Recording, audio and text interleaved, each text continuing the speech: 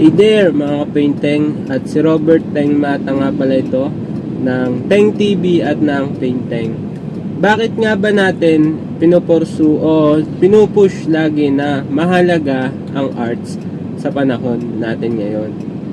Para sa akin lang, pag-intindi ko guys, ay arts po ay in everywhere. Parang numbers din, parang math is everywhere. Ganon din po yung level ng arts is everywhere. Kagaya na lang ng sa simpleng bagay, pagpili pa lang natin ng damit, di ba? Yung mga susuotin natin, gagayakin natin, binabagay natin o ipinupush natin na maging presentable tayo tingnan sa ating pananamit. Ganun din po yung arts. So pumapasok din yung arts nun, yung pagko-compare mo ng bagay, pagmamatching mo, pag ano mo ng mga bagay patungkol sa